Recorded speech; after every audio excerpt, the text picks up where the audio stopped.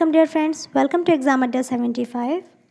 आज मैं आपके लिए क्लास 9th की स्पेशल इंग्लिश मोमेंट बुक से लेसन 3 लेकर आई हूँ, जिसका नेम है Iswaran the storyteller. And आज मैं आपको इसका हिंदी एक्सप्लेनेशन यहाँ पर समझाने वाली हूँ।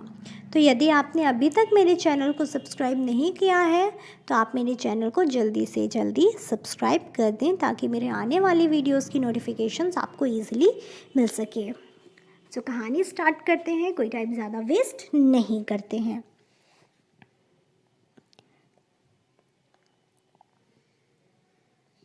One night Mahendra woke up from his sleep and saw a dark cloudy form. He broke out into a cold sweat. Was it a ghost? मतलब एक रात महेंद्र सो रहा था, अचानक से उसकी नींद खुली और वो अपनी खिड़की की तरफ गया और उसने खिड़की से देखा। खिड़की की तरफ उसने जैसे ही देखा उसकी पूरी बॉडी पर स्वेट, पसीना आ गया।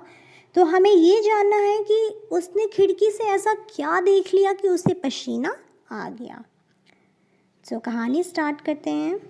ये जो आप यहाँ पर देख पा रहे हैं ये ईश्वरन है, जो हमारी स्टोरी का ही एक पार्ट है। ईश्वरन के अलावा हमारी स्टोरी के 2 अदर पार्ट भी हैं, जो कि है एक महेंद्र जिसके बारे में आपने सुना, एंड सेकेंड है गणेश। तो इस स्टोरी में आपको महेंद्र गणेश को कहानी सुना रहा है, किसके बारे में? ईश्वरन के बारे में।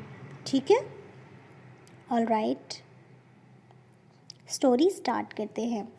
The story was narrated to Ganesh by a young man. Mahendra was named. He was a junior supervisor in a firm which offered on hire supervisors at various types of construction sites like factories, bridges, dams, and so on. यहाँ पर आपको starting में बताया गया है कि एक young man है जिसका नेम है महेंद्र। वह गणेश को एक कहानी सुना रहा था।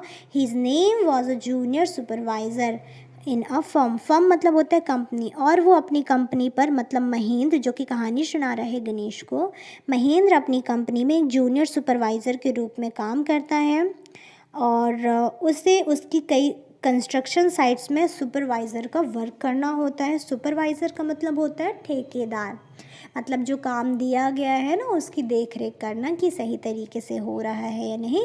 अगर हो रहा है तो, और नहीं हो रहा है तो भी उसकी न्यूज़, उसका फीडबैक अपने ऑफिसर्स को देना। Mahendra's job was to keep an eye on the activities at the work site. He had to keep moving from place to place every now and then as ordered by his head office, from a coal mining area to a railway bridge construction site, from there after a few moments to a chemical plant which was coming up somewhere। मतलब वही जो मैंने बताया, महेंद्र की duty थी as a supervisor कि उसके construction sites पे जो भी काम होते थे वर्क साइट पे, उन सभी कामों पर उसको अपनी नज़रें रखनी पड़ती थी। जब भी उसके हेड ऑफिस से उसके लिए कोई ऑर्डर आता था तो उस ऑर्डर के अकॉर्डिंग उसे एक प्लेस से दूसरे प्लेस जाना होता था। कभी उसे माइनिंग के क्षेत्र में भेज दिया जाता था तो कभी उसे कुछ महीनों के लिए केमिकल प्लांट की तरफ भेज दिया जाता था। आगे, ही वॉज अ बैचलर। जो महेंद्र नाम का व्यक्ति है वो एक कुंवारा है, उसकी शादी नहीं हुई है। His needs were simple and he was able to adjust himself to all kinds of added conditions. और क्योंकि उसकी शादी नहीं हुई है, बैचलर है, इसलिए वो किसी भी प्लेस में उसका कहीं भी ट्रांसफ़र कर दिया जाए वह आसानी से वहाँ पर कंफर्टेबली उस कंडीशन में खुद को संभाल लेता है। Whether it was an ill-equipped circuit house or a makeshift canvas tent in the middle of the stone quarry, चाहे उसे किसी सर्किट हाउस में रुकने के लिए कह दिया जाए या फिर उसे किसी कैनवास जहाँ पर टेंट का बना हो वहाँ भेज दिया जाए, वो हर जगह मैनेज कर लेता है। But one assist he had was his cook. लेकिन एक बात जो है कि महेंद्र का जहाँ भी ट्रांसफ़र किया जाता था उसके साथ उसका एक एसेट, मतलब होता है नौकर, तो उसका एक नौकर जो कि उसके लिए खाना पकाने का काम करता था वो भी उसके साथ हर जगह चला जाता था। The cook was quite attached to Mahendra. जो कुक था वो कई सालों से महेंद्र के लिए काम कर रहा था तो उससे बहुत अटैच था। And followed him uncomplainingly wherever he was posted. He cooked for Mahendra.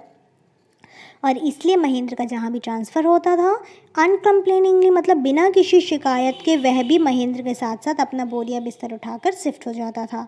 और वह महेंद्र के लिए खाना बनाता था, वॉश द क्लोथ उसके कपड़े धुलता था, chatted away with his masters at night, रात रात भर उससे बातें करता रहता था। He could wave out endless stories and anecdotes on varied subject, और उसे कई तरीक़ों से किसी भी सब्जेक्ट में उसे बहुत बड़ी बड़ी बढ़ा चढ़ा कर स्टोरियाँ सुनाता रहता था जिनका कोई अंत नहीं होता था। Eswaran also had an amazing capacity to produce vegetable and cooking ingredients. Eswaran में एक अजीब सी अमेजिंग सी कैपेसिटी थी, एक अजीब सी क्षमता थी कि वो कहीं से भी जाकर इंग्रेडिएंट्स मतलब अनाज और सब्जियों का इंतज़ाम कर लेता था, उसे किसी भी प्लेस में भेज दिया जाए। Seemingly out of nowhere in the middle of a desolate landscape with no shops visible for miles around, उन्हें कभी कभी ऐसे क्षेत्र में भेज दिया जाता था ट्रांसफ़र करके महेंद्र को कि दूर दूर तक कई मीलों तक कोई भी दुकान उसे दिखाई नहीं देती थी जहां उसके अनाज या फिर सब्जियां ले सके, लेकिन वो फिर भी कहीं से भी मैनेज कर लेता था। Who would miraculously conjure up the most delicious dishes made with fresh vegetables within an hour of arriving at the Jinx seat shelter at the newsbox place। मतलब उसमें एक अचानक सा उसके हाथों में जादू था कि वो जो खाना बनाता था, डिशेस बनाता था, वह बिल्कुल कह देना चाहिए कि वो बिल्कुल ताज़ा सब्जियों के साथ ही ब्रेकफास्ट तैयार करता था कि डेली सुबह सुबह महेंद्र को ताज़ा ताज़ा खाना मिले, उसे कहीं से भी लाना हो वह इंतज़ाम कर लेता था। और इन बातों के लिए महेंद्र भी ईश्वरन की बहुत तारीफ़ किया करता था। Mahendra would be up early in the morning and leave for work after breakfast। Mahendra जो था वो सुबह जल्दी उठ जाता था क्योंकि उसे सुबह जल्दी उठकर नहाने के बाद उसे ऑफिस जाना होता था और वो ऑफिस अपना ब्रेकफास्ट लेकर जाता था। Carrying some prepared food with him, और वो अपने साथ सुबह ऑफिस जाते समय ब्रेकफास्ट लेकर जाता था। Meanwhile, Ishwaran would tidy up the shed, wash the clothes, and have a leisurely bath, pouring several buckets of water over his head, muttering a prayer all the while। मतलब muttering मतलब होता है बड़बड़ाना, जाप करना। Water several bucket of water pouring मतलब होता है भर भर कर डालना। लेजरली मतलब बहुत देर तक, मतलब और अब द शेड्स मतलब महेंद्र के ऑफिस जाने के बाद जो ईश्वरन उसका नौकर था वो पूरे घर की साफ़ सफाई करता था, उसके कपड़े धुलता था, और कपड़े धुलने के बाद वो बहुत देर तक भर भर के बाल्टियों से अपने सिर पर भर कर पानी की बाल्टी से नहाता था। और नहाते समय ईश्वरन डेली भगवान के मंत्रों का जाप करता था, भगवान का नाम लेता था। It would be lunch time is at, और नहाने के बाद उसका लंच टाइम हो जाता था तो वो दोपहर का खाना बनाता था। After eating he would read for a while before dosing of, और रात में डोजिंग ऑफ मतलब होता है सोने से पहले, तो रात में सोने से पहले वो खाने के बाद सोने से पहले वो कोई ना कोई बुक पढ़ना पसंद करता था। कौन? ईश्वरन।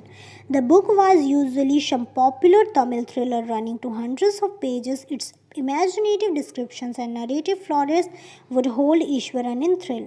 फ्लोरिस्ट मतलब बहुत अच्छे से, डिस्क्रिप्शन मतलब डिस्क्राइब करना, इमेजिनेटिव मतलब उसकी ऐसी चीज़ें जो वो इमेजिन करता है। ओके, सो जो ईश्वरन में एक ऐसी क्वालिटी है कि वो तमिल की जो बुक्स होती हैं जिनमें 100 पेज की एक कहानी होती है, उन कहानियों को पढ़ता है, डेली पढ़ता है, तो उसे वो कहानियाँ रट गई हैं।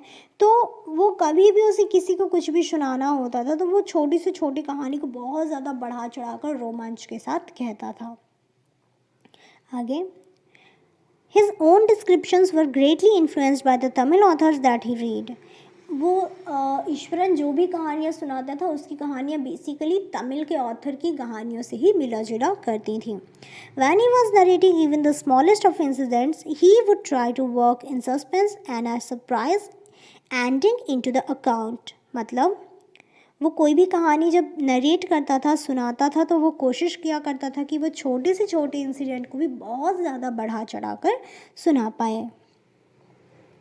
एंड फॉर एग्ज़ाम्पल के लिए मान लीजिए ईश्वरन को कहना है कि instead of saying that he had come across and uprooted there on the highway, he would say with eyebrows suitably arched मतलब बढ़ा लेना, उठा लेना, and hands held out in a dramatic gesture, मतलब मान लीजिए ईश्वरन को कहना है कि वह रास्ते से जा रहा था तो हाईवे में एक टूटा हुआ पेड़ उसे मिला, तो वो ये बताने के लिए अपनी आईब्रोज़ को, अपनी भौहों को ऊपर चढ़ा चढ़ा कर वो कहानी सुनाता है पूरे ड्रामेटिक तरीके से।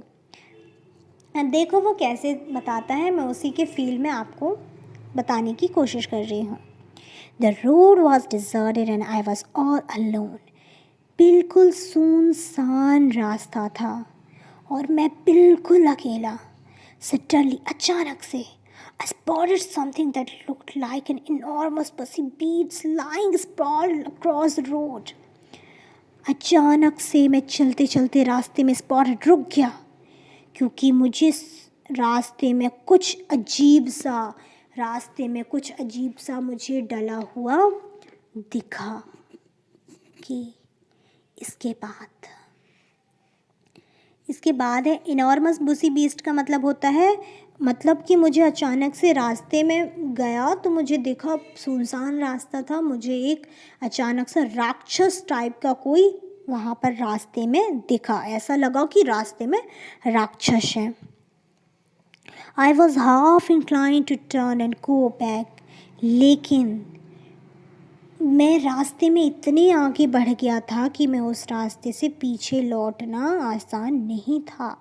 But as I came closer I saw, सिर्फ जैसे ही मैं उस राक्षस के करीब गया मैंने देखा दैट की it was a falling tree.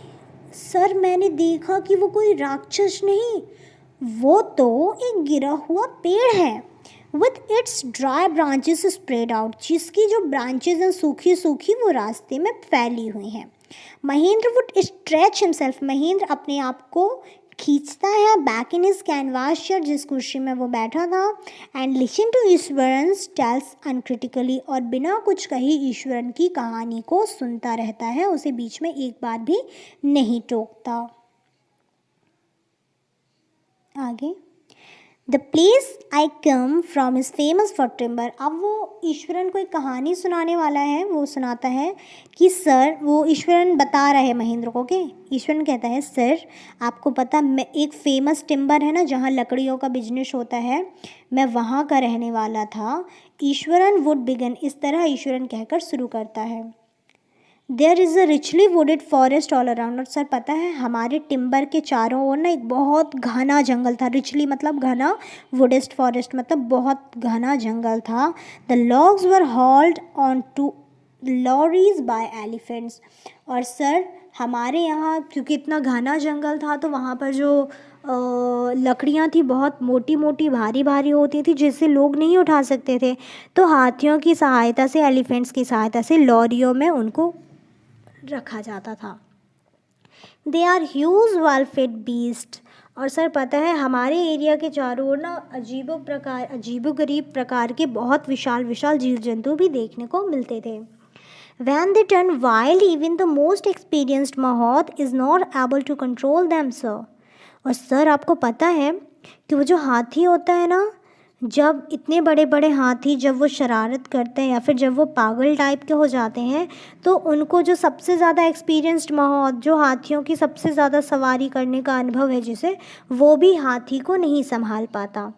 After this prologue Iswaran would launch into an elaborate anecdote involving an elephant, मतलब इतना कहकर अभी उसने एलिफेंट को इन्वॉल्व किया है अपने टिम्बर यार्ड की कहानी में, और इतना कहकर जो ईश्वरन है वो अब कहता है कि सर लंच टाइम हो गया है तो मैं जा रहा हूँ लंच बनाने। लेकिन जो कहते हैं ना जैसे कि हमारे सामने कोई स्टोरी का है और बीच में स्टोरी छोड़ दे तो बहुत गुस्सा आता है, इसी तरह महेंद्र को गुस्सा आया और उसने कहा नहीं नहीं तुम पहले अपनी स्टोरी पूरी करो, उसके बाद ही आज हम लंच करेंगे। तो ईश्वरन स्टोरी स्टार्ट करता है। अब उसके फील में आते हैं। One day, a tusker escaped from the timber yard and began to roam about, stamping on bushes, tearing up wild creepers and breaking branches at will. मतलब ईश्वरन अब महेंद्र को बता रहा है कि सर एक दिन जो हम फेमस टिम्बर में रहते थे तो वहाँ से एक पागल हाथी भाग निकला, स्कैट मतलब भाग निकला, and begin to roam about stamping on bushes. और सर आपको पता है वहाँ एरिया के चारों तरफ जो झाड़ियाँ लगी हुई थी ना, उन झाड़ियों को भी फैला दिया उसने, बिखेर दिया। टीयरिंग अ वाइल्ड क्रीपर्स, और जो हमने तार की झाड़ियाँ बारियाँ बना रखी थी उनको भी उसने गिरा दिया।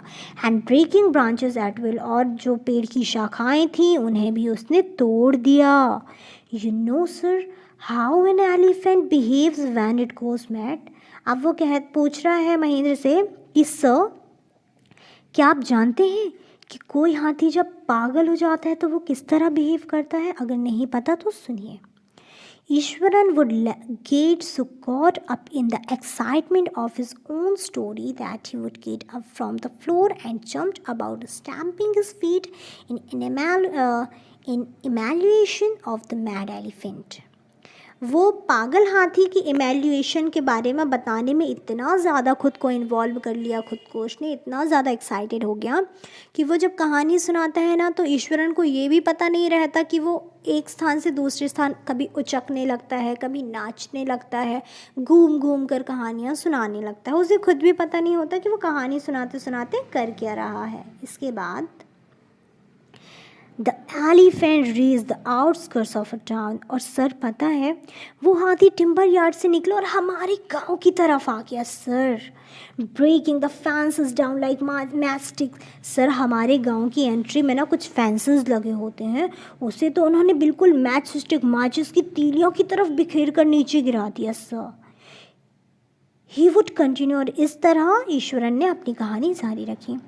It came into the main road and smashed all the stall selling fruit, और सर इसके बाद फेंसेस के बाद वो हमारे गांव की मेन रोड पर आ गया, और मेन रोड पर जो फ्रूट की दुकानें लगी थी उन स्टॉल्स को उसने स्मैश कर दिया, मतलब वो स्मैश मतलब क्या, फैला कर रख दिया, गिरा दिया, सब कुछ बिखेर दिया। And where is that?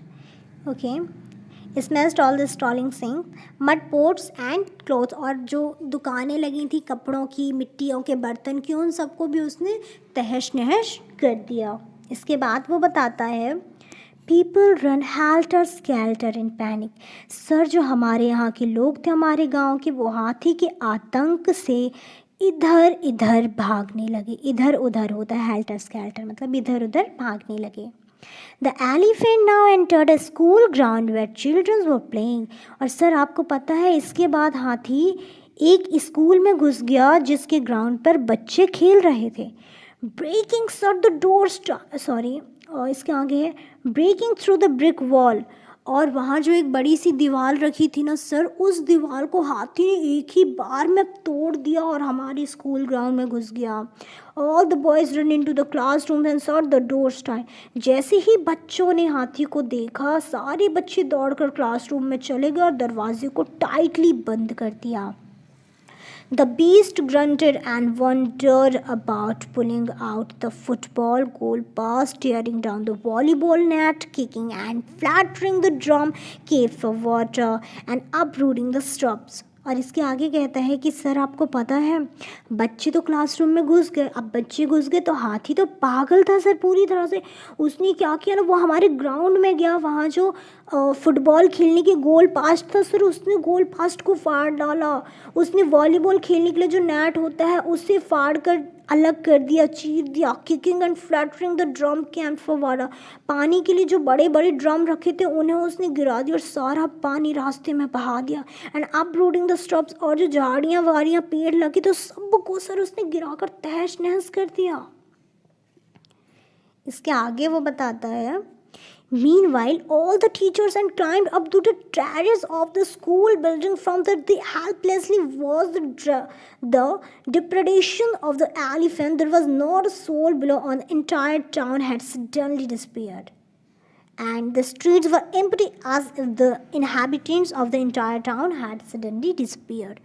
इसके बाद ईश्वरन महेंद्र को बताता है कि पानी गिरा दिया, सब कुछ फैला दिया, तहस नहस कर दिया। हाथी का आतंक इतना ज़्यादा बढ़ गया था सर कि हमारे स्कूल के जो सारे टीचर्स थे वे भी स्कूल बिल्डिंग की टेरेस पर छत पर जाकर चढ़ गए और छत पर से ही हेल्पलेसली असहाय बनकर हाथी के आतंक को देखते रहे, झेलते रहे। सर हाथी रास्ते में जब खड़ा था, घूम रहा था, सब कुछ तहस नहस कर रहा था, रास्ते में एक भी इंसान नहीं था। ऐसा लग रहा था कि पूरे गांव में कोई नहीं रहता। सब लोग इतना डरे हुए थे हाथी के आतंक से, एक इंसान भी रास्ते पर दिखाई नहीं दे रहा था। I was studying in the junior class at that time sir. और ईश्वरन तभी महेंद्र से कहता है, सर आपको पता उस टाइम जब हाथी वाला कांड था ना, मैं एक जूनियर क्लास में पढ़ता था सर, छोटा बच्चा था, and was watching the whole drama from the rooftop. और सर मैं भी छत से खड़े होकर पूरा ड्रामा देख रहा था। I don't know what of the teacher, I don't know came over me suddenly. I grabbed a cane from the hands of one of the teachers and ran down the stairs and into the open. और sir पता नहीं अचानक से मुझे पता नहीं क्या हो गया सर, मैं अपने टीचर के पास गया, टीचर के हैंड से मैंने एक केन मतलब स्टिक ग्रैब्ड मतलब छीन ली, अपने टीचर के पास गया और उसके हाथों से स्टिक छीन ली। स्टिक लेकर सर मैं सीढ़ियों के ज़रिए नीचे चला गया और मैंने जाकर स्कूल के दरवाजे खोल दिए। The elephant grunted and menacingly struck a branch of a tree which it had in its trunk. Sir जैसे ही हाथी ने मुझे देखा, उसने अपने ट्रंक पर, अपनी सूंड पर ना जो एक बहुत बड़ी पेड़ की शाखा को रखा हुआ था, लटकाया हुआ था, उसने मेरी तरफ उसे फेंक दिया और जोर जोर से ग्रंट चींघाड़ने लगा। It stamped its feet sir, उसने अपने पैर को बहुत ज़ोर से धरती में पटका, kicking up a lot of mud stick in hand.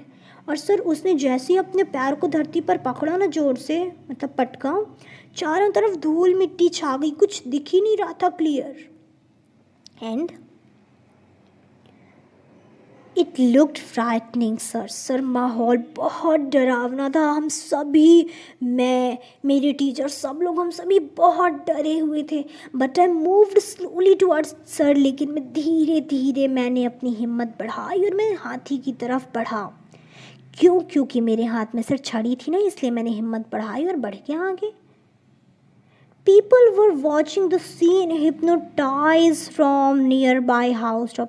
Sir जो वहाँ पर लोग थे ना, जो सर सभी लोग, टीचर्स, गांव के लोग, सब लोग बिल्कुल हिप्नोटाइज, एक ही टक आंखें गड़ाए हुए मुझे और हाथी को छत से नीचे की ओर देख रहे थे। The elephant looked at me red-eyed, ready to rush towards me. Sir हाथी तो ऐसी लाल लाल आंखें करके मेरी तरफ देख रहा था कि बस अभी बस रश कर देगा, मार देगा। It lifted its trunk and trumpeted loudly. Sir उसने अपनी सूंड उठाई और जोर जोर से ट्रम्प्ट करने लगा, चिंघाड़ने लगा। At that moment I moved forward and mustering all my force. Sir मैं तभी उसी तरीके से आगे बढ़ा, मैंने अपनी पूरी शक्ति एक साथ लगाई and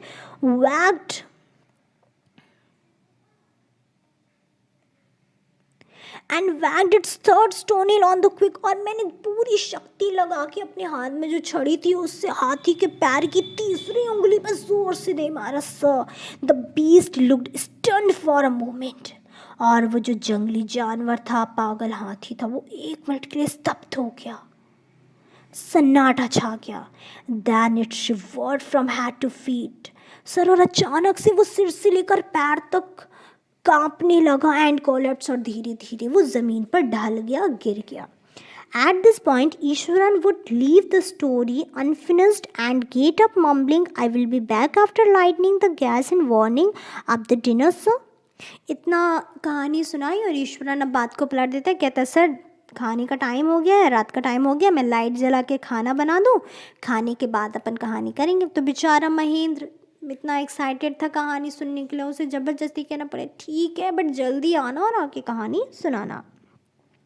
बट देखिए अभी इस पैराग्राफ में पता चलेगा कि ईश्वरन कैसा व्यक्ति है। ओके, ईश्वरन ये तो हमने पढ़ लिया ना, dinner. Okay, Mahendra who had been listening with rapt attention would be left hanging.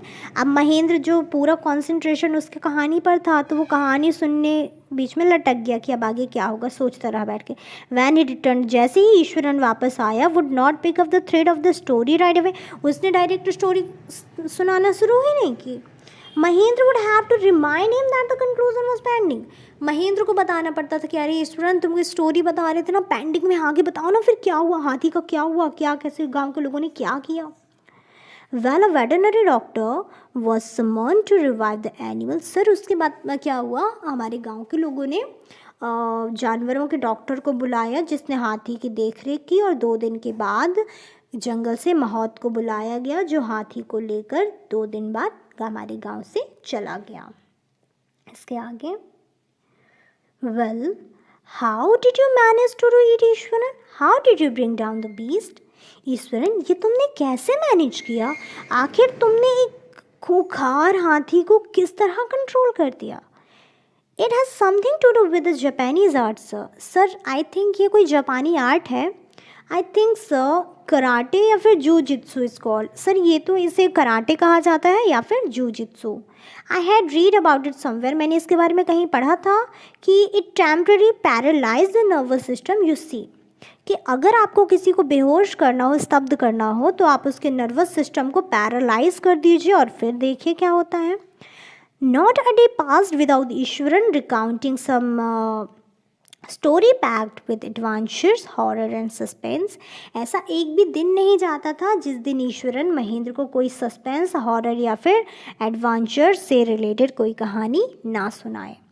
Whether the story was credible or not, story अच्छी हो, सराहनीय हो या ना हो, Mahendra enjoyed listening to it because of the inimitable way in which it was told.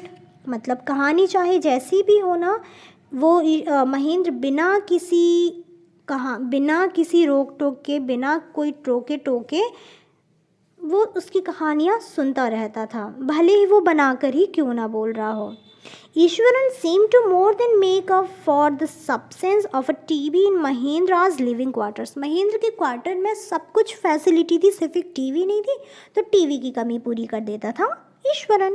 One morning when Mahendra was having breakfast, Ishwaran asked, "Can I make something special for dinner tonight, sir?"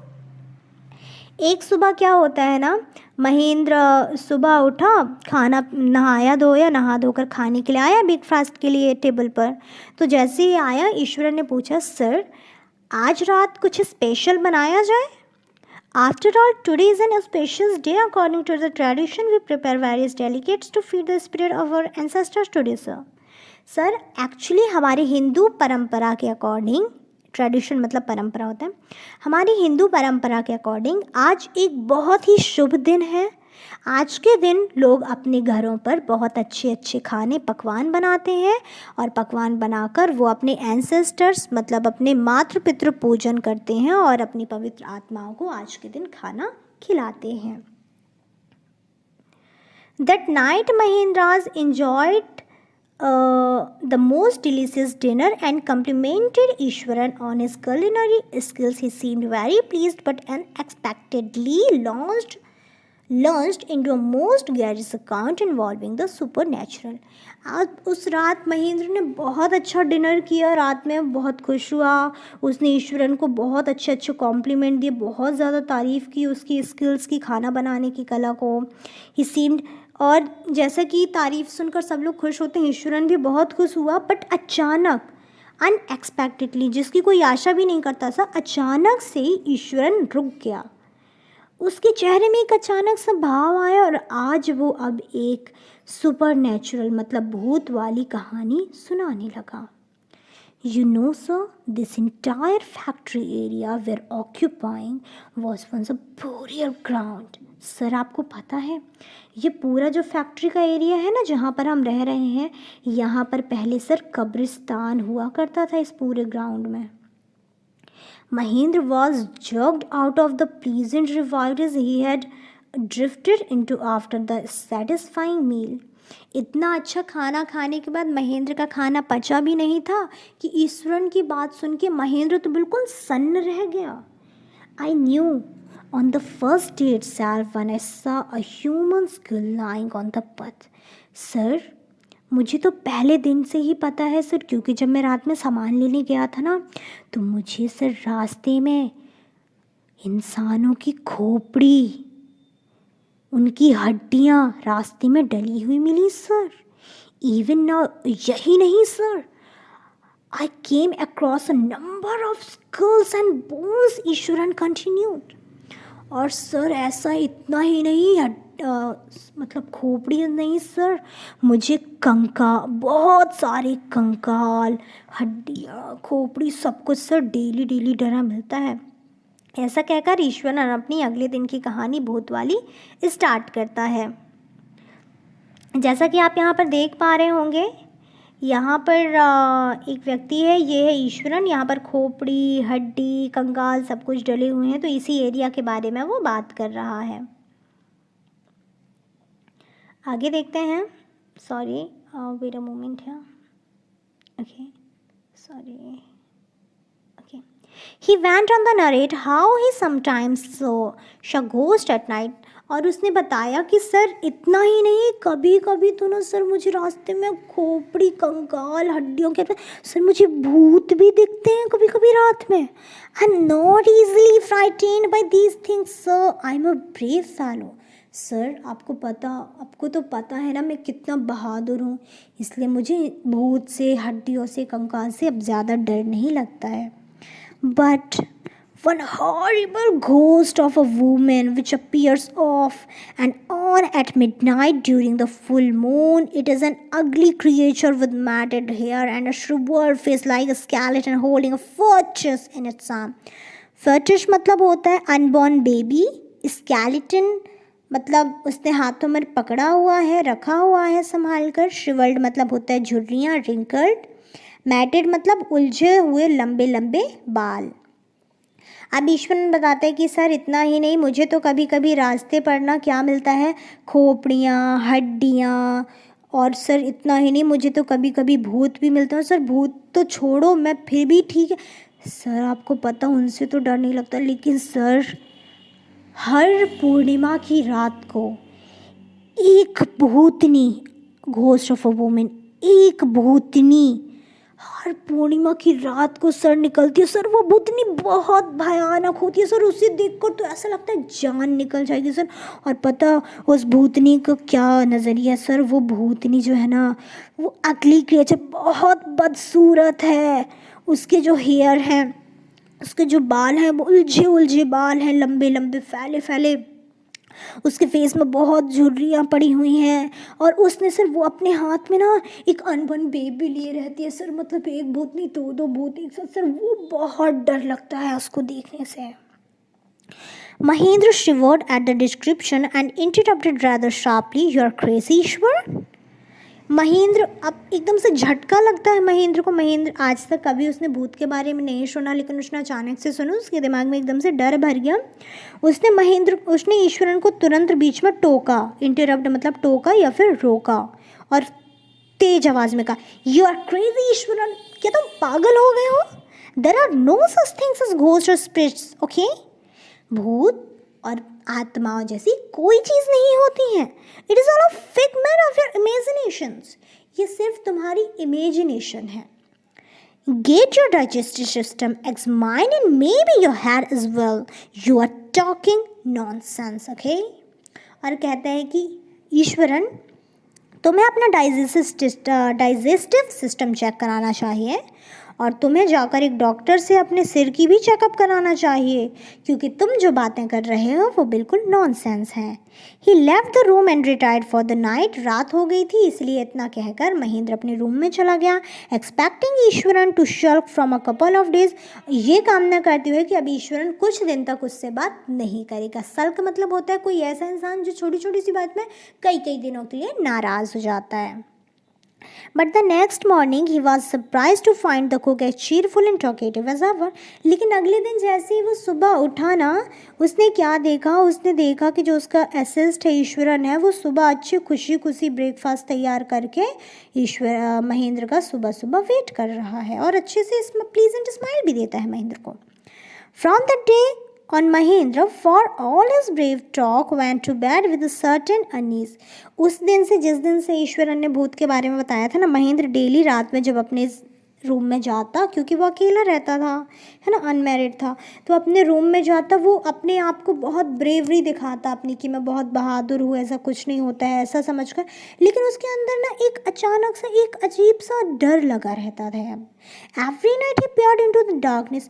हर रात जब अंधेरा होता है, वो कमरे में अकेला होता है, तो उसे अचानक से बहुत डर लगता है। Outside through the window next to his bed, क्योंकि उसके बेड के किनारे ना एक छोटी सी विंडो, खिड़की लगी हुई है। Trying to make sure that there was no movement of dark shapes in the vicinity, but she could only see a sea of darkness with the twinkling lights of the factory miles area. वो daily रात में जब जाता है तो वो अपनी खिड़की के पास से झांकने की भी कोशिश करता है, क्योंकि उसके बेड के पास ही है खिड़की। झांकता है कि कहीं कुछ ऐसा सच में तो नहीं है जो ईश्वरन बता रहा था।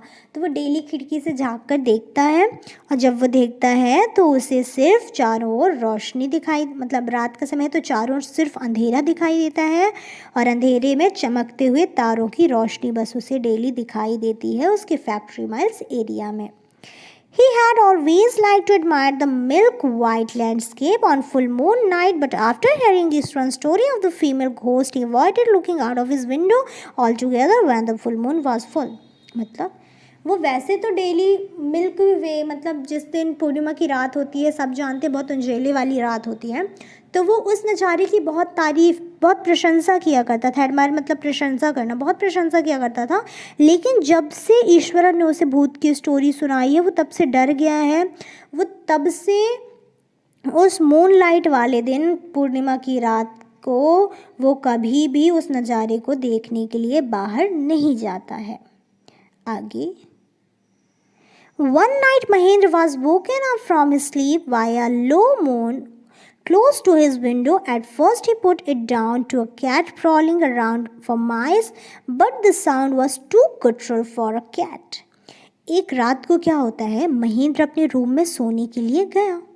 जैसे ही वो अपने रूम में सोने के लिए गया, उसे अचानक से किसी की आवाज़ सुनाई दी खिड़कियों से। At first he put it down to a cat prowling around for mice. प्राउलिंग मतलब होता है चीखने वाली आवाज़ें। तो पहले तो महेंद्र ने सोचा कि नहीं यार, कोई बिल्ली चूहे को पकड़ने के लिए कोशिश कर रही है और उसकी म्याऊ म्याऊ की आवाज़ है और कुछ नहीं है। But the sound was too guttural for a cat.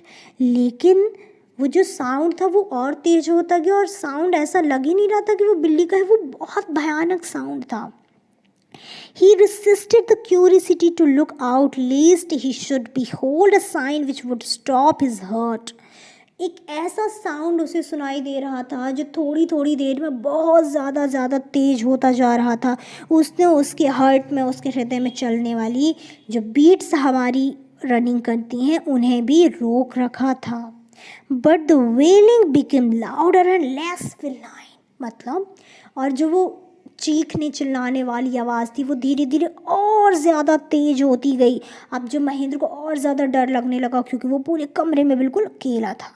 He could not resist the temptation any more. Temptation, अब वो इतना ज़्यादा डर गया, वो अपने आप को बिल्कुल रोक नहीं पाए, वो अपने आप को टेम्पटेशन बिल्कुल कंट्रोल नहीं कर पाया। अब उसने सोचा कि नहीं, अब तो मैं देख के रहूँगा कि किसकी आवाज़ सुनाई दे रही है। Lowering himself to the level of the windowsill, he looked out at the white sheet of moonlight outside. वो जैसे ही खिड़की पर देखने के लिए आया, उसने देखा कि आज पूर्णिमा की रात है। चारों तरफ मिल्की वे, चारों तरफ चंद्रमा की चांदनी फैली हुई है, उजीला दिखाई दे रहा है। तभी उसे अचानक कुछ दिखाई देता है। There, not too far away, उससे दूर दूर तक, पहले तो कुछ नहीं दिखता है। Was a dark cloudy from clutching a bundle. तभी उसे बहुत दूर से कोई चीज़ दिखती है जिसने हाथ पर कुछ पकड़ा हुआ है। और जैसे ही महेंद्र ये सीन देखता है, उसके दिमाग में ईश्वरन की स्टोरी आ जाती है, जिसमें एक भूतनी होती है और वो अपने हाथ में एक अनबॉर्न बेबी को फैले फैले बाल के साथ लेकर जाती है, जो बहुत भयानक होती है। तो जैसे ही महेंद्र वो सीन देखता है, महेंद्र बहुत ज़्यादा डर जाता है। Mahendra broke into a cold sweat and fell back on the pillow, panting as he gradually recovered from the ghastly experience. He began to reason with himself. मतलब महेंद्र जैसे ही देखता है, महेंद्र जल्दी से अपनी खिड़की बंद कर लेता है अपने रूम की, अपने तकिए के पास चला जाता है, अपने आप को चादर से ढकता है और सो जाता है और बार बार खुद को ये फील कराता है कि उसने कुछ नहीं देखा, उसने जो कुछ भी देखा वो सिर्फ इमेजिनेशन है, क्योंकि ऐसा कुछ भी नहीं होता है। He began to reason with himself and finally concluded that it must have been some sort of auto-suggestion, some tricks that his subconscious had played on him. वो बार बार खुद को ये जताने की कोशिश कर रहा है कि वो जो कुछ भी देखा उसने सपने में देखा है, ऐसा कुछ रियलिटी में है ही नहीं।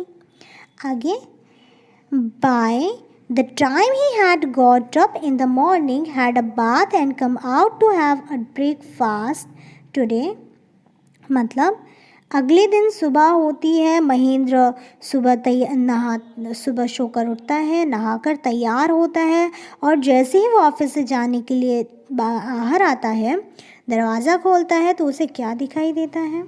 ही हैड अ बाथ, वो नहाता है, come out of his breakfast, अपना ब्रेकफास्ट करता है। The horror of the previous night had faded from his memory, faded मतलब है भुला देना। तो वो अब लगभग पिछली रात को उसने जो कुछ भी देखा उस सब को उसने एक इमेजिनरी थिंकिंग सोचकर अपने माइंड से भुला ही दिया था और अपनी जॉब पर जा रहा था। तभी Eswaran greeted him at the door with his lunch packet and his bag. तभी जो ईश्वरन है वो जैसे ही महेंद्र ने जाने के लिए दरवाज़ा खोला, दरवाजे पर ईश्वरन खड़ा था, उसने चेहरे से एक प्यारी सी स्माइल दी, उसके हाथों पर एक बैग और लंच बॉक्स था जो उसने महेंद्र को दिया। Just as Mahendra was stepping out, Iswaran grinned and said. तो महेंद्र ने जैसे ही ईश्वरन के हाथों से लंच बॉक्स एंड बैग लिया, ईश्वरन ने कहा, sir remember the other stepping out, sir, remember the other day when I was telling you about the female ghost with a fetus in its arm, you were so angry with me for imagining things, है ना sir? वो कहता है, sir याद होगा आपको शायद तक लास्ट दिन जब मैंने आपको एक भूतनी के बारे में बताया था जिसने अपने हाथों पर एक अनबॉर्न बेबी को लिया हुआ था, जिसके बाल फैले थे, वो बदसूरत थी बहुत ज़्यादा। तो और सर आप मेरी बातों को सुनकर मुझ पर कितना गुस्सा हुए थे, है ना sir? Well you saw her yourself last night sir? Sir तो अब तो आपको मुझ पर बिलीव है ना, आपने तो खुद अपनी आँखों से कल रात देख लिया उसे। I came running hearing the sound of moaning that was coming from your room sir. Sir आपको पता है आपके ही रूम से कल बहुत तेज़ आवाज़ें सुनाई दे रही थी और उस आवाज़ का पीछा करते करते जब मैं आया तो मैंने देखा कि वो आवाज़ आपके ही रूम से आ रही थी। मतलब सर वो भूतनी आपके रूम में आई थी कल। A chill went down Mahendra's spine. Mahendra ने अपने दिमाग को जो शांत कर रखा था भूत की थिंकिंग से, महेंद्र का दिमाग फिर से घूम गया। महेंद्र को बहुत गुस्सा आया। He did not wait for Eswaran to complete his sentence. उसने ईश्वरन को उसके भूत वाला सेंटेंस भी कंप्लीट नहीं करने दिया और तुरंत अपना बैग और लंच लेकर ऑफिस की ओर चला गया। He hurried away to his office and handed in his papers. वो जैसे ही ऑफिस पहुंचकर उसने कुछ पेपर्स अपने हाथ से निकाले, resolving to leave the haunted place the very next day. और पेपर पर सिग्नेचर करके कहा कि वो कल अगले दिन ही उस भूतिया हॉन्टेड प्लेस को छोड़कर जाना चाहता है। तो ये थी एक प्लीजेंट सी स्टोरी जिसको लिखा था R.K. लक्ष्मण ने। आई होप आपको स्टोरी अच्छी तरह से समझ में आ गई होगी। एंड गाइज़ यदि आपको स्टोरी पसंद आई है और मेरे समझाने का तरीका पसंद आता है तो प्लीज़ कमेंट सेक्शन पर आप अपना फीडबैक ज़रूर दें। आपको स्टोरी कैसी लगी, आपका जो भी रिस्पांस होगा हम उसे लाइक करेंगे। आपका क्या रिस्पांस आता है हम ये देखना चाहते हैं। यदि आप हमारे चैनल पर नए हैं तो हमारे चैनल को सब्सक्राइब कीजिए और हमारी वीडियो को लाइक कीजिए ताकि आने वाले वीडियोस की नोटिफिकेशन आपको ईज़िली मिल सकें। So guys, thanks for watching our video.